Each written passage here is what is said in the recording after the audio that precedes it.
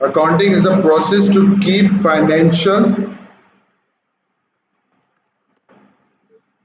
records.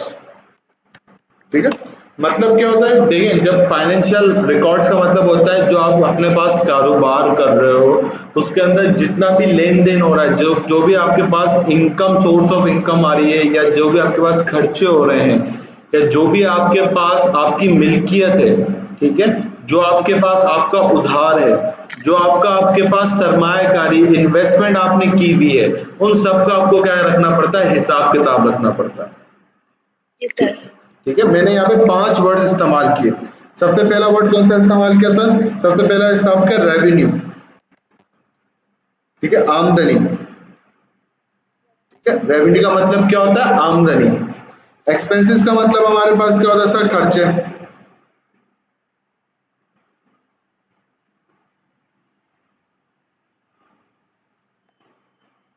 ठीक है, third मैंने वर्ड इस्तेमाल किया मिल्कियत। ठीक है, मिल्कियत के हमें मतलब क्या होता है? एसेट्स। ठीक है, चौथी थिंग मैंने आपको बताया इन्वेस्टमेंट। ठीक है, पांचवा वर्ड मैंने बताया उधार, लायबिलिटी।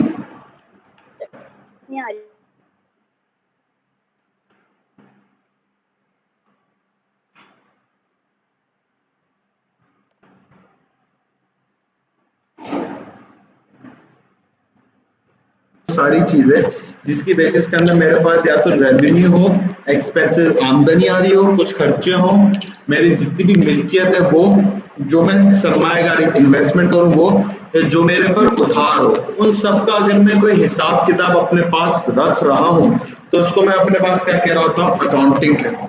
सर एक तो ये डेफिनेशन होगी और एक और डेफिनेशन में डिस्कस कर लेते हैं। ठीक है, accounting is the process of recording financial transactions to a business. The accounting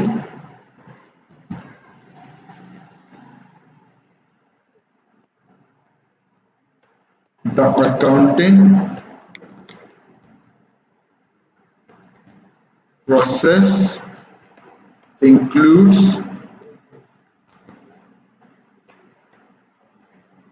summarizing, analyzing, and reporting these transactions to oversight agencies, regulators, and tax collection entities. Sir आपके पेपर में define accounting आता रहता है, तो हमारे पास एक full fledge एक definition आपके सामने मैंने लिखी है। अगर आपके पास पेपर में आता है तो आप यारी डेफिनेशन लिखेंगे तो एक अच्छी खासा मार्क्स एक्सपेक्टेड होते हैं कि एक अच्छी डेफिनेशन। सर इसको समझ लेते हैं पहले ताकि आपको समझ आ जाए। Accounting is a process of recording financial transaction of a business. ठीक है, रिकॉर्डिंग का मतलब क्या होता है? किसी भी चीज को नोट कर लेना, इसको अपने रिकॉर्डिंग कर लेना, इसको financial transaction of a business. और financial transaction to a business का मतलब क्या होगा? लेट्स सपोज आपकी एक शॉप है, ठीक है, आपका एक जनरल स्टोर की शॉप है, आपके पास जो बंदा मेडिसिन लेने आता है, ठीक है, आपके पास जो बंदा मेडिसिन लेने आ रहा है उसने क्या करा? 500 रुपए की लेस सपोज कुछ मेडिसिन ली, आपने उसको मेडिसिन दी और बंदे ने क्या कर लिया? पैसे उससे ले लिए। ठीक है, तो ये क्या कहलाएगी? ये आपने उसको सामान बेच के पैसे हासिल कर लिए, ऐसा ही है। तो that is called a recording. ठीक है, that is called a recording of a financial transaction. आपने क्या करना? इसको अपने हिसाब में लिख लिया, एक रजिस्टर मेंटेन कर रहे थे, जितना भी आप दिन में ना आमदनी करते हो उसका एक रजिस्टर मेंटेन करते हो। आपने लिख लिया 500 रुपए की मेडिसिन। ठीक है, तो इससे क्या होगा, आपको दिन के आखिर में पता चल जाएगा कि यार मैंने कितने रुपए की मेडिसिन बेची, कितने रुपए की मैंने ग्रोसरी बेची, कितने रुपए का मैंने है ना दूसरे ब्रिवेजेस या कोल्ड ड्रिंक या ये सब चीजें बेची। ठीक है, ये कब पता चलेगा, जब आप सब चीजों को क्या करो, लाइन बाय लाइन रिकॉर्ड करते जाओ। नहीं सर, सही सही है। ये एग्जाम के साथ में है या एक और एग्जाम में दे दूं? ठीक है, ये आ गया। फिर इसके बाद the accounting process includes summarising, analysing and reporting these transactions. ठीक है, समराइजिंग का मतलब क्या होता है, आपके पास जितने भी एसेट्स होते हैं ना, आप उसको एक जगह पे कंबाइन करके लिख देते हो। कैसे सर? मैं दिखाता हूं, एक सेकंड।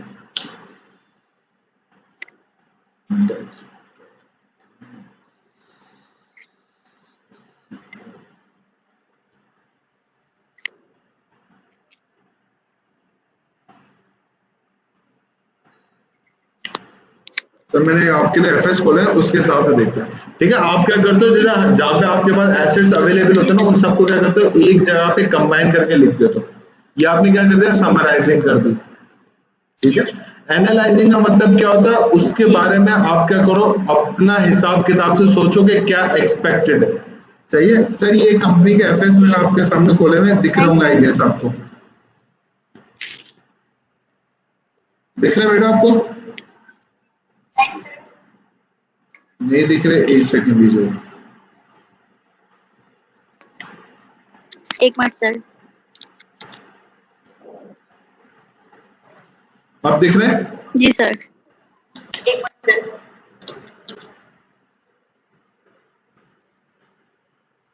ठीक है, ये कंपनी है one of the well known companies के अकाउंट्स इसकी वेबसाइट के ऊपर भी अवेलेबल है। इस कंपनी का नाम है चिराग सीमेंट लिमिटेड।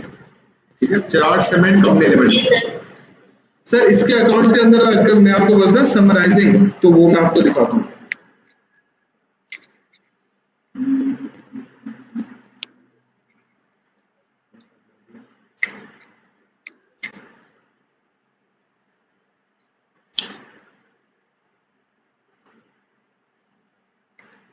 जी, अब देखिए, ये मैंने इसकी जो इसके बाद प्रॉपर्टी प्लांट एंड इक्विपमेंट, मतलब जितने भी इसके बाद एसेट्स थे ना, एसेट्स को बेसिकली ये, अब देख लें इसके पास ये सारे एसेट्स थे, लैंड थी, बिल्डिंग थी, प्लांट मशीनरी था, पावर था, कुछ फर्नीचर पड़ा हुआ था, लेबोरेटरी के कुछ आइटम थे, मोटरसाइकिल, मोटर व्हीकल्स थे, ऑफिस इक्विपमेंट से कंप्लीट। इसने क्या करा, हर इतने सारे एसेट्स को क्या कर दिया, समराइज करते हुए एक जगह पे लिख दिया।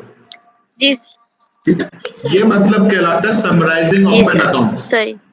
और रिक्लाउंट देते किसने सारे एसेट्स को एक ही जगह पे लिख दिया, वन पेजर के ऊपर लिख दिया, हमें ढूंढना नहीं पड़ेगा कहाँ पे क्या चीज है। इसके बाद मैंने लिखा एनालाइजिंग। एनालाइजिंग बेसिकली जब आप ये देखो, ये रहा एनालाइजिंग। ठीक है, ये आपने क्या बोल दिया, आपने ना ये सारी है ना चार्ट वार्ट बनाते हुए अपने एस्टिमेशन शो करवा दिया कंपनी का, क्या हमारे हिसाब से कंपनी की इतनी ग्रोथ हो रही है, कंपनी इतना डिक्लाइन पे जा रही है, ये सारा आपने हिसाब किताब दिखा दिया। समझ में आया बेटा?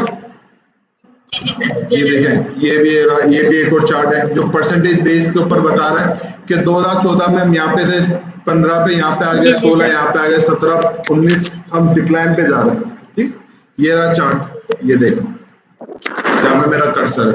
तो ये सब चीजें बताने का मकसद होता है कि आप अकाउंटिंग के अंदर क्या कर होते हैं, या तो समराइज कर देते हो और फिर क्या कर देते हो, एनालाइजिंग, अपने हिसाब से सोचते हो कि यार ये जो डेटा है उसकी क्या वर्किंग बनेगी। ठीक है, देन एक और चीज मैंने लिखी है,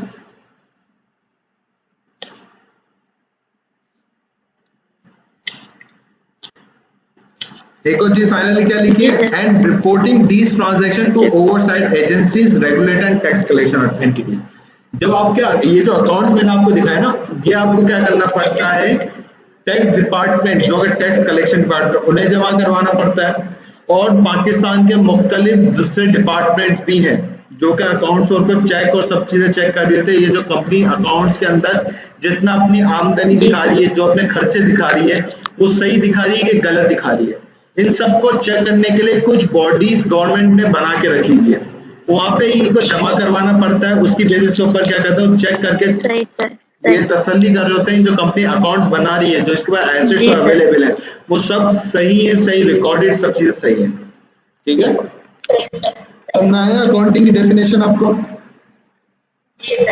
सर इसके बाद हम डिस्कस करते हैं अपने पास एक और नया topic that is called a pillars of accounting. Sir pillars of accounting से क्या मुराद है मेरे पास? जी जी सर।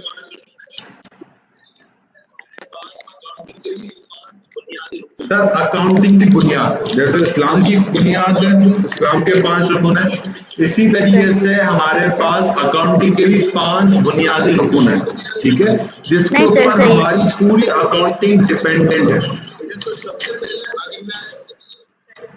सही है, आवाज में कोई डिस्टॉर्शन कोई इश्यूज तो नहीं आ रहे बेटा? सही है, ठीक है। तो सबसे पहले अगर मैं अच्छा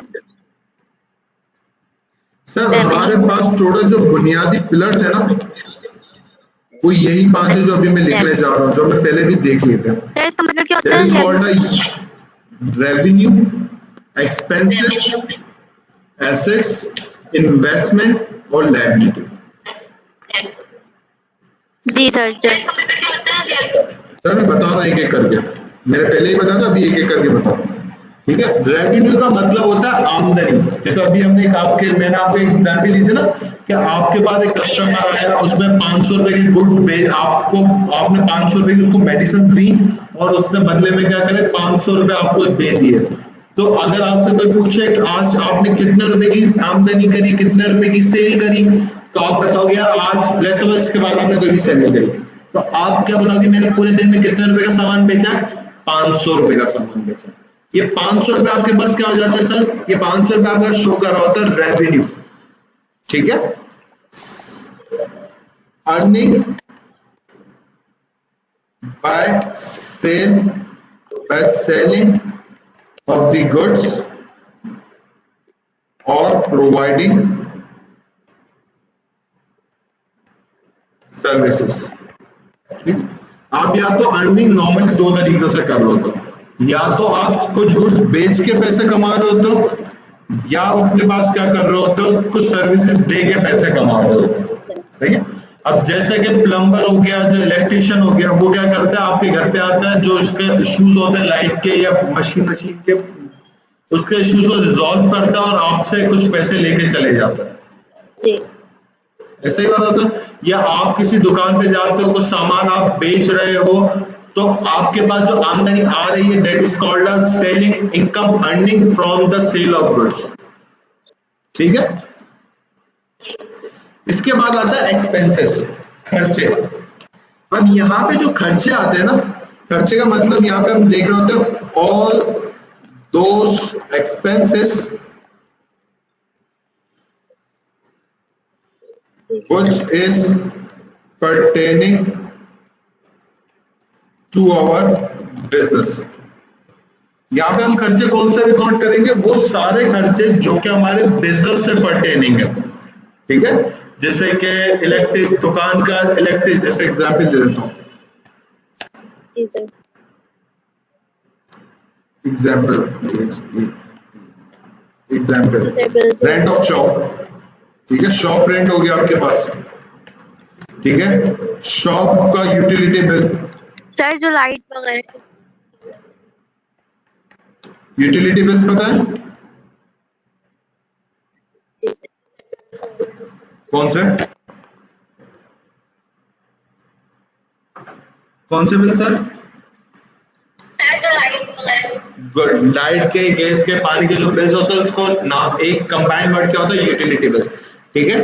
अगर आपके पास कोई एम्प्लॉय है उसकी सैलरी, ठीक है। अगर आपके पास कोई तोड़-फोड़ हो गई जिसमें रिपेयर और मेंटेनेंस करवानी पड़ रही है, रिपेयर और मेंटेनेंस का मतलब क्या होता है? जो भी तोड़-फोड़ हो जाती है, कोई मसला आ जाता है तो उसकी जो मरम्मत और करवानी पड़ती है उसको रिपेयर और मेंटेनेंस करो।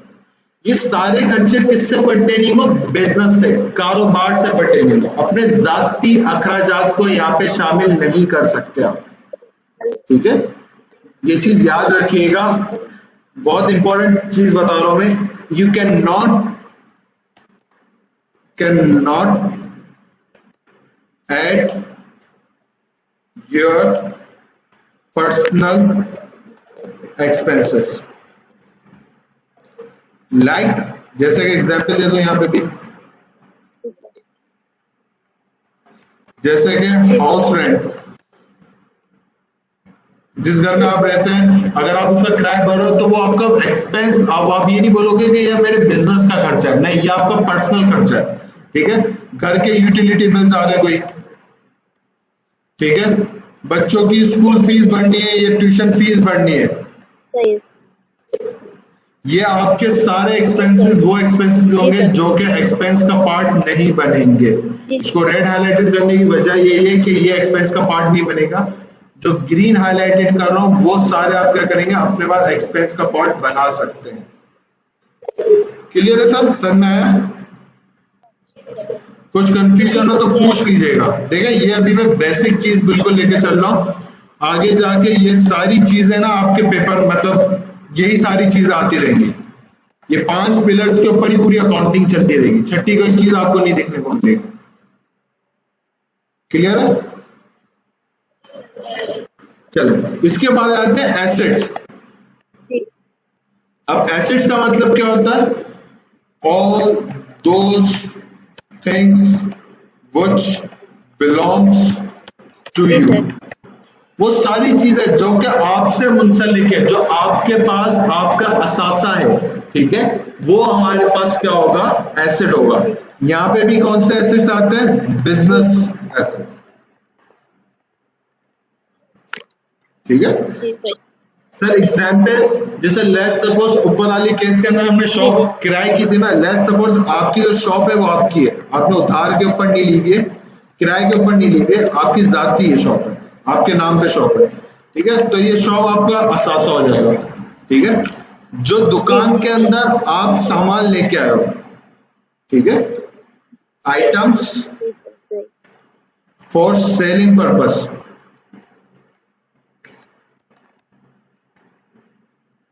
वो आपका असासा हो जाएगा। ठीक है, सन्नाया असासा क्या होता है? बेसिकली वो सारी चीजें जो कि आपसे कारोबार से पर्टेनिंग है। यहां पे भी ये चीजें मैं ऐड कर दूंगा फर्दर।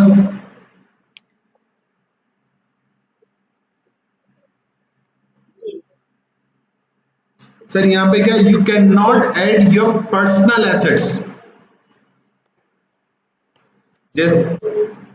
जैसे कि एग्जांपल आपका घर, आप ये नहीं बोल सकते कारोबार का पार्ट है, नहीं सर, वो घर आपका पर्सनल है, it is not a part of your assets, shop assets. ठीक है, आपका पर्सनल मोबाइल फोन, आप ये नहीं बोल सकते दुकान का शॉप फोन, दुकान की है ना मोबाइल है, नहीं, ये आपका पर्सनल है। आपके घर के ऊपर जो भी अप्लायंसेस पड़े हुए हैं, जैसे कि वॉशिंग मशीन हो गया, फ्रिज हो गया, या आपके पास क्रॉकरी हो गई, कोई दूसरे जूसर ब्लेंडर, ये सब चीजें आपकी जाती है, या आपकी शॉप का पार्ट नहीं बनेंगे। ठीक है सर, कोई कंफ्यूजन तो नहीं है बेटा? सर इन्वेस्टमेंट, यहां पे क्या होता है, देखिए जब भी आप अपना कोई कारोबार खोलने जाते हैं ना, सबसे पहले एक सवाल आपसे पूछा जा रहा होता है कि यार आप कारोबार तो खोल लो, दैट्स वेरी गुड थिंग, आप इन्वेस्टमेंट कितनी करोगे, मतलब सरमायाकारी कितनी करोगे। ठीक है, तो इन्वेस्टमेंट सरमायाकारी आप जितनी भी कारोबार के अंदर करते हो, ठीक है, बेसिकली वो जो आप कर रहे होते हैं, सरमायाकारी इन्वेस्टमेंट कर रहे होते हैं, उसको हम क्या कह रहे होते हैं, अपने पास इन्वेस्टमेंट कह रहे होते हैं। अब इन्वेस्टमेंट का, ये तो investment is an English word, it is not an accounting word. ठीक है, इन्वेस्टमेंट क्या है, एक इंग्लिश वर्ड है। अकाउंटिंग में इन्वेस्टमेंट को हम क्या कह रहे होते हैं, अकाउंटिंग के अंदर इन्वेस्टमेंट को कह रहे होते हैं कैपिटल। ठीक है, अकाउंटिंग को, इन्वेस्टमेंट को अकाउंटिंग की लैंग्वेज में क्या बोल रहे होते हैं, कैपिटल बोल रहे होते हैं, कि आपने जितनी भी सरमायाकारी की हुई है बिजनेस के अंदर, an amount which is invested to start up your business। ठीक है, या तो आप नॉर्मली अपने स्टार्टअप के सामने कर रहे होते हो, या नॉर्मली क्या करते हो मिड ऑफ द टाइम के ऊपर भी कर रहे होते हो। सर मतलब क्या होगा इसका? देखिए मैंने आपको बोला या तो आप इन्वेस्टमेंट दो टाइम के ऊपर कर रहे होते हो, एक तो बिल्कुल स्टार्टिंग के ऊपर कर रहे होते हो, दूसरा mid of the time period पे भी आपको हो सकता है इन्वेस्टमेंट करनी पड़ जाए, सरमायाकारी करनी पड़ जाए। क्लियर है बेटा? अच्छा तो मुझे एक काम करें, मिड ऑफ द टाइम की कुछ एग्जाम्पल दे सकती हैं आप? क्लियर है तो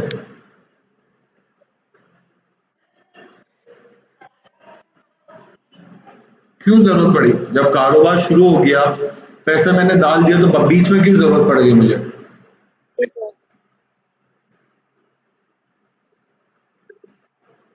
सर ये पूछे ना कि सर बीच में कैसे पता चल गया? आप अपने आप से देखिए, जब अकाउंटिंग पढ़ रहे होंगे ना, हर एक चीज स्टार्टिंग में आपको क्लियर होगी। लिटरली बता रहा हूँ, आगे जाके उतनी जिंदगी सुकून में रहेगी। बेसिक कमजोर हो गई, दुनिया की किसी भी टीचर से आगे पढ़ लो, अकाउंटिंग नहीं समझ में।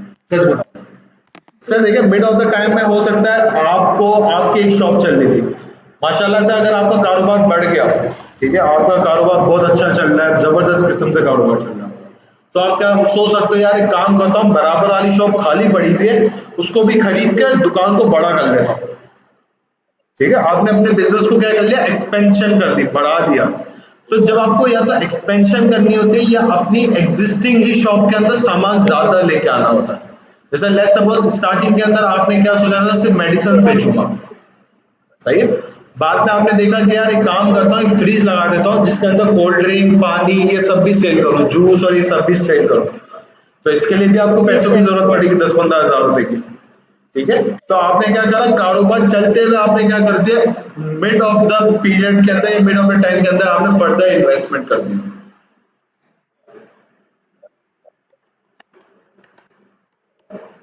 क्लियर है बेटा? सर इसके बाद आता है लायबिलिटी, उधार। सर जब आप नॉर्मली कारोबार करने की बात करते हैं ना, तो नॉर्मली आपके पास क्या हो रहा होता है, आप अपने पास कारोबार के अंदर जो परचेजिंग और कर रहे होते हो, स्टार्टिंग के ऊपर तो आपको कोई उधार नहीं दे रहा होता, सही है। अगर आपके बराबर में या कोई जानने मतलब कोई शॉप वॉप भी होगी, वो अभी अगर रिसेंटली कुछ खुली है, तो वो आपको उधार के ऊपर कोई भी सामान नहीं देगा। हाँ, अगर उसको चलते हुए 5 साल 10 साल हो चुके हैं, आपको जान चुका है, पता चल गया कि यार आप इसी एरिया के अंदर रहते हो, तो आपके पास अगर थोड़े बहुत पैसे कम होंगे, जैसे सपोज आपका बिल 1000 रुपए का बना, आपके पास जेब में उस वक्त 800 रुपए पड़े हुए थे, तो आप बोलोगे भाई मैं आपको 200 रुपए बाद में दे जाऊंगा, तो वो बोल देगा हाँ बाजी कोई मसला नहीं है, आप बाद में आराम से दे दीजिएगा, घर की बात है। क्यों? क्योंकि उसको पता चल गया यार ये बराबर में रहते हैं, कहीं जाएंगे नहीं, ये इनका घर बहुत नजदीक है, इनको हर रोज हम देख रहे होते हैं, यहाँ से आ जा रहे होते हैं, तो इस बेसिस के ऊपर वो आपको जान पहचान चुका था, इसकी बेसिस पर क्या करेगा, उधार के ऊपर सामान दे देता है।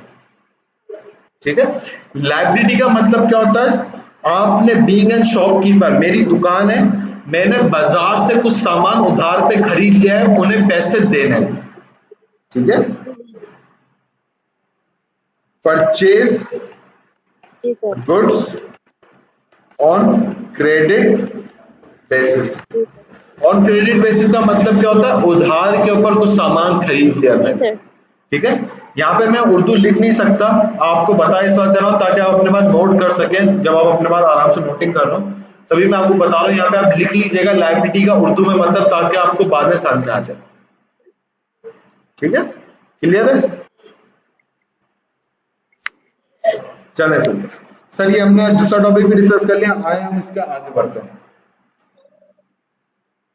सर हमने पिलर्स ऑफ अकाउंटिंग भी देख लिए, अब आप आए इक्वेशंस देखते हैं।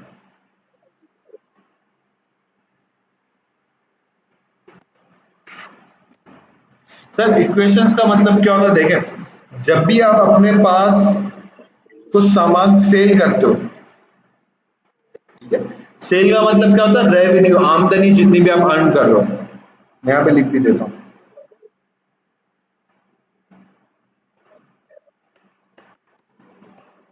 रेवेन्यू, ठीक है, जितना भी आप सामान बेच रहे हो माइनस एक्सपेंसेस।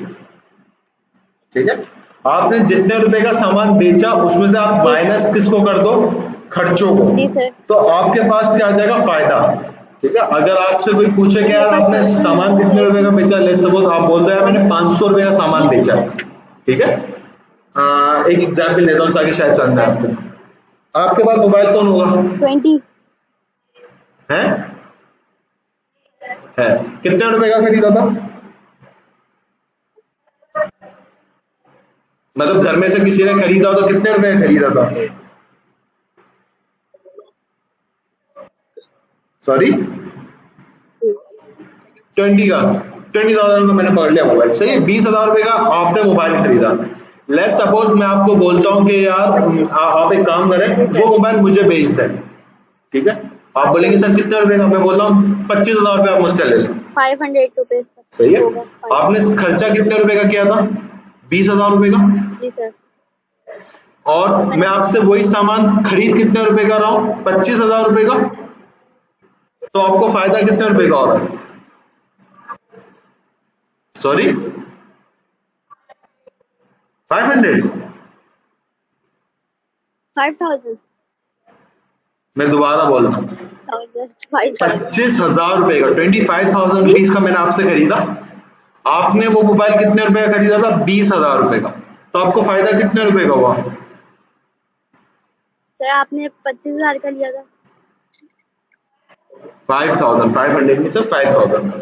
ठीक है, ये आपने कैसे निकाला, कैसे निकाला आपने, ये 5,000 कैसे निकाला आपने, कैलकुलेट कैसे किया 5,000, 20,000 का मैंने लिया, आपको 50 दिया, तो 5 का मैंने एक्स्ट्रा दिए ना आपको।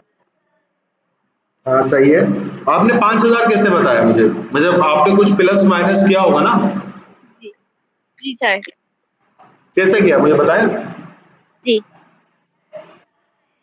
सही है, 20,000 रुपए का। सही है, 20,000 रुपए का। सही है। तो आपने क्या करा, आपने देखा कि यार मेरी आमदनी कितनी हुई है, मेरे पास पैसे कितने हैं, ठीक है, इनफ्लो मेरे पास कितने रुपए का हुआ, 25,000 रुपए का, और मैंने ये मोबाइल जो बेचा है वो खरीदा कितने रुपए का था, 20,000 रुपए का, मतलब मेरा खर्चा कितने रुपए का हुआ था, 20,000 रुपए का। तो मैंने क्या करा, आमदनी में से खर्चे को क्या कर दिया, माइनस कर दिया, ऐसे ही किया, तो मेरे पास क्या आ गया, प्रॉफिट आ गया। ठीक है, तो आपने जो 5,000 रुपए प्रॉफिट बताया कैसे निकाला, आपने बोला 25,000 रुपए का मैंने सर को बेचा, 20,000 का मैंने खरीदा था, तो 25 में से 20 निकाले तो बचे कितने, 5,000। समझा है प्रॉफिट। इस प्रॉफिट का एक नाम है, मखसूस नाम है, that is called a net profit. 25,000 रुपए का। ठीक है सर।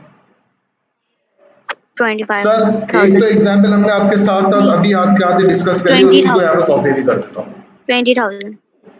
सर मेरा रेवेन्यू कितने रुपए का हुआ सर, 5। सर मेरा रेवेन्यू हुआ कोई 25,000 रुपए का, और मेरा एक्सपेंस कितने रुपए का हुआ था, मेरा एक्सपेंस हुआ था 20,000 का।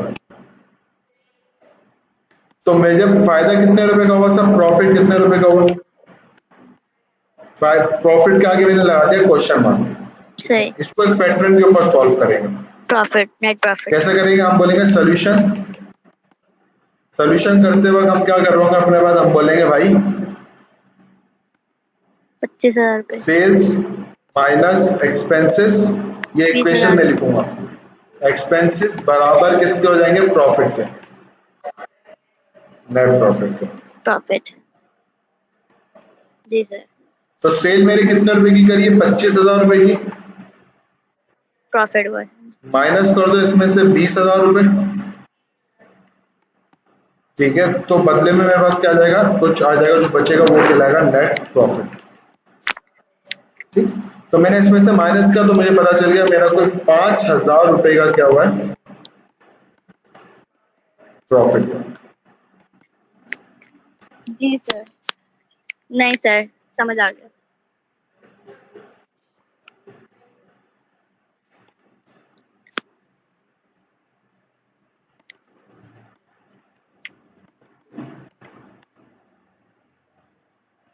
क्लियर है सर, समझ में आ गया, कुछ कंफ्यूजन, बेस्ट। चलें सर एग्जाम्पल नंबर 2 देखते हैं। सर लेट्स सपोज सेल मैंने की है यही कोई 40,000 रुपए की, एक्सपेंसेस मैंने किए हैं यही कोई अपने पास, सेल की जगह पे मैं लिख देता हूँ रेवेन्यू मेरे पास अर्न हुआ है सर एक मिनट। कोई 40,000 रुपए, एक्सपेंस मैंने किया है कुछ 18,000 रुपए का, तो आप मुझे प्रॉफिट बता सकते हैं?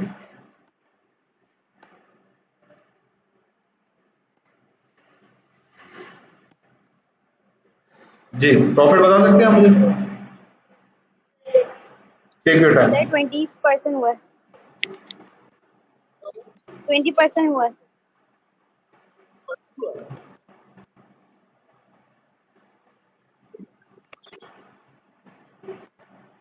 सर 20,000। कितने का हुआ है? 20% हुआ है? मैंने आपसे परसेंटेज तो पूछी नहीं है, तो 20% भी निकाला तो गलत निकाला है।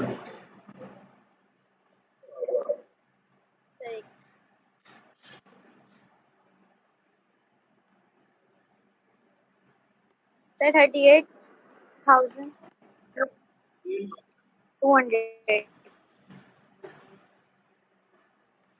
जी क्या आंसर आएगा?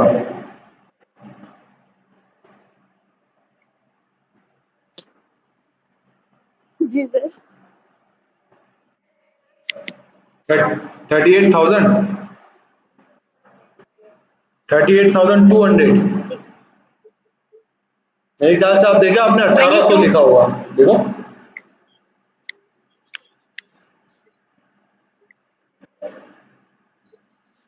इस्तेमाल आप कैलकुलेटर करिए, मुझे पता है आपने क्या लिखा हुआ, देखिए सर हम अपने पास क्या बोलेंगे 40,000, गुड, 40,000 माइनस 18,000। मुझे बात बता आप कैलकुलेटर इस्तेमाल कर रही हैं कि मोबाइल पे इस्तेमाल कर रही हैं? हाँ मुझे समझ में आ गया था पहले। सर एक चीज याद रखिएगा, अकाउंटिंग की क्लास में चाहे मैथ्स की क्लास हो, कैलकुलेटर इस्तेमाल करना है आपको, जी सर। ठीक है?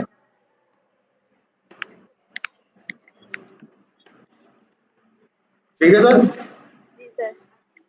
क्योंकि जस्ट बिकॉज ऑफ अगर आप मोबाइल इस्तेमाल करेंगे ना तो मसला ये आएगा आपका हाथ मोबाइल के कैलकुलेटर पे सही हो सेट हो चुका होगा और पेपर में मोबाइल तो अलाउ होता नहीं है, तो फिर कैलकुलेटर कब इस्तेमाल करेंगे? एग्जाम में डायरेक्ट इस्तेमाल करने बैठेंगे तो हाथ सेट होगा नहीं,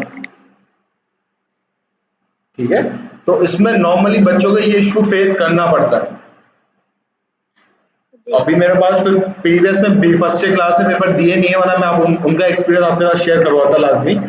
उनको ये प्रॉब्लम फेस करनी पड़ी थी, जब मैं इनको टेस्ट लेता था तो भी उनको चीजें फेस करनी पड़ती होती थी। उनको कैलकुलेटर जब मैं, क्योंकि मैं टेस्ट के टाइम पे मोबाइल अलाउ नहीं करता, मैं कैलकुलेटर अलाउ करता हूँ सिर्फ, तो जब वो कैलकुलेटर इस्तेमाल करने बैठते थे फर्स्ट टाइम तो बहुत इश्यूज हो रहे होते थे, क्योंकि कैलकुलेटर का शेप फिगर सब कुछ चेंज होती है। तो इस वाले मसले से बचने के लिए आप कैलकुलेटर की हैबिट डालें, ठीक है सर? तो सर हमारा आंसर क्या रहेगा? Net profit that is equal to the 22,000 rupees. Sir example number 3 देख लेते हैं अपने पास, अब थोड़ा सा एग्जाम्पल्स को करेंगे टिल्ट, थोड़ा सा कन्वर्ट करते चलेंगे। सर लेट्स सपोज मेरे पास सेल्स मुझे नहीं पता कितनी है, मुझे नहीं पता मैंने आमदनी कितनी कमाई है, ठीक है, क्वेश्चन मार्क। हाँ अलबत्ता मुझे ये पता है कि मैंने खर्चा कितना किया था,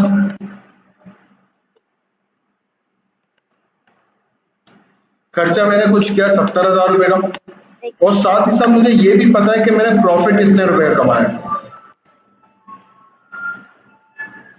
प्रॉफिट मैंने यही कोई कमाया 20,000 रुपए का, तो आप मुझे रेवेन्यू फाइंड करके बता सकते हो कितना होगा?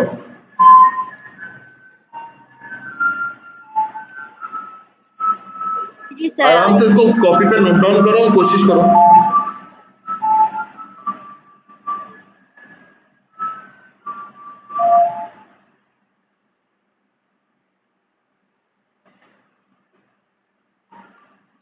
सर जी 9,000। आवाज आ रही है ना बेटा आपको?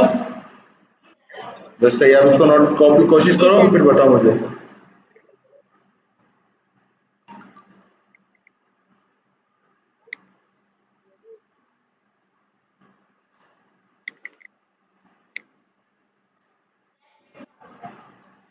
$9,000? नहीं सर, गलत है।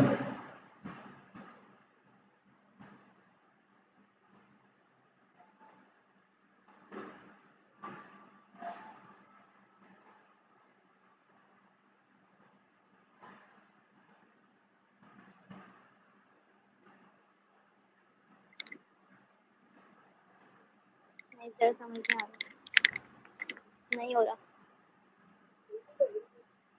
नहीं सर।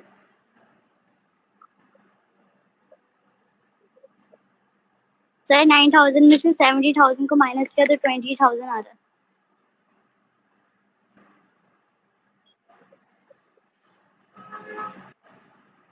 जी नहीं हो रहा,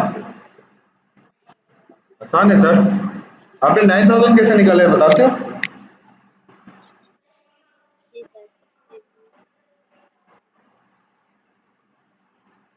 9,000 में से, चले सर मैं यहाँ पे करके बताता हूँ। देखिए मेरे पास अकाउंटिंग मतलब मेरे पास इक्वेशन कौन सी है? जी तो मेरे सर। पास ये इक्वेशन है, revenue minus expenses that is equals to the profit. सही है।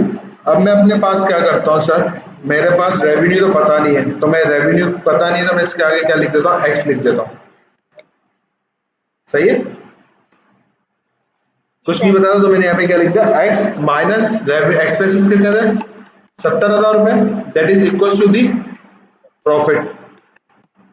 सॉरी प्रॉफिट भी मुझे पता है कितने रुपए का सर, 20,000 रुपए चेंज हो का। जाएगी। ऐसा ही है जी सर। सर। अब देखें यहाँ पे माइनस 20,000। 70,000 रुपीज है। अगर मैं इसको इक्वल्स टू के दूसरी तरफ लेके चले जाऊं तो मुझे पता है अगर मैं इक्वल्स टू के दूसरी तरफ वैल्यू लेके चले जाऊंगा तो साइन क्या हो जाएगी, चेंज हो जाएगी।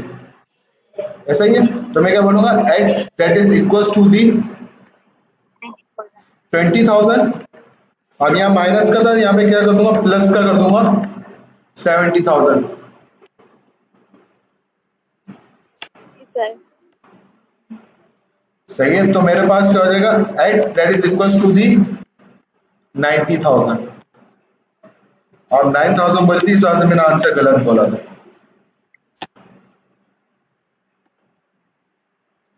क्लियर है बेटा? आए एक और एग्जाम्पल देखते हैं।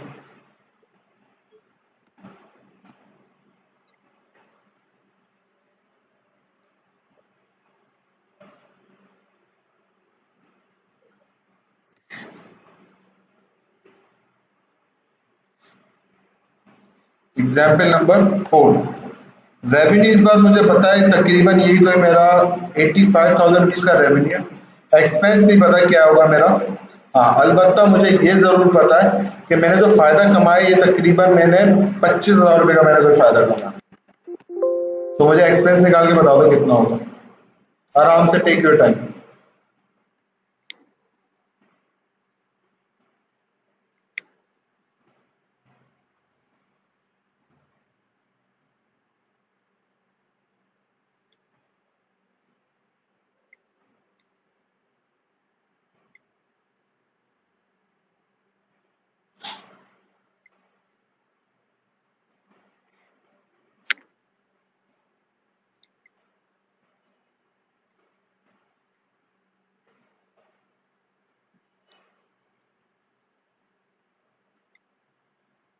सर 60,000।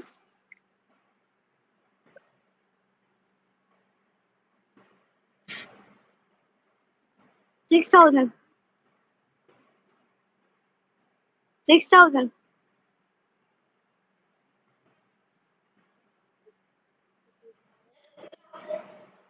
नहीं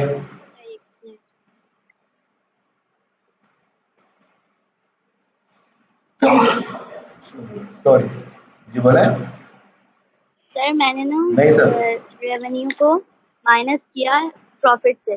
कैसे किया? जी सर। तरीका पता है बेटा? 60,000 जी।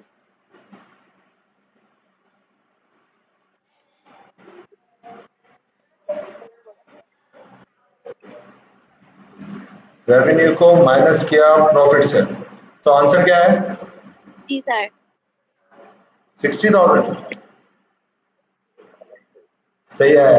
6,000 पहले बोला था, इस साथ 60,000 सही है। जी सर।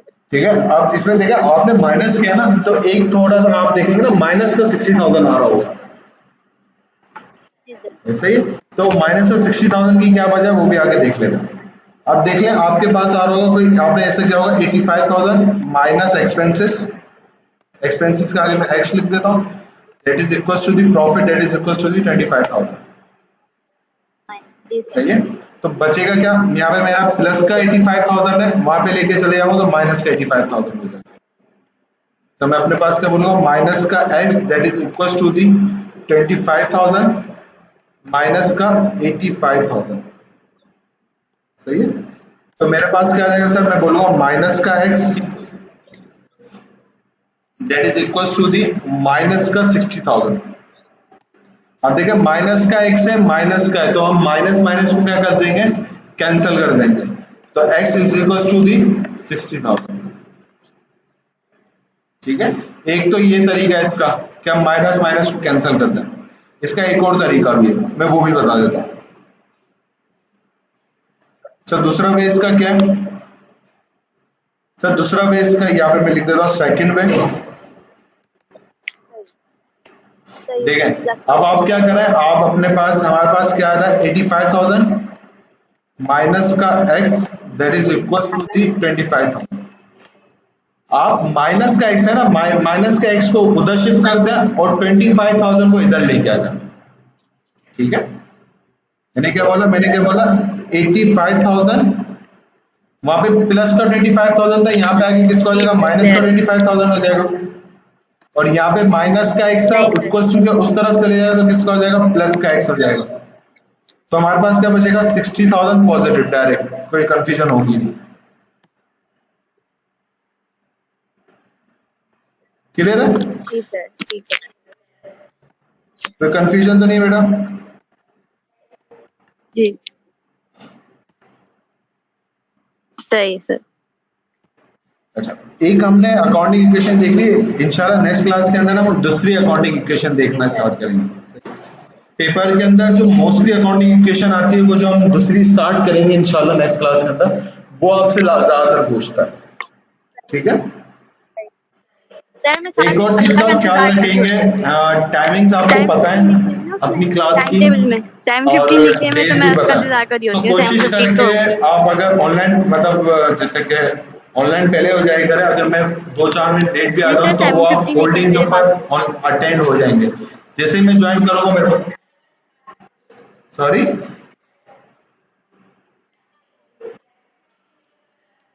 सही है सर। नहीं, वो बेसिकली सैटरडे वाले दिन टाइम चेंज होता है। सही है।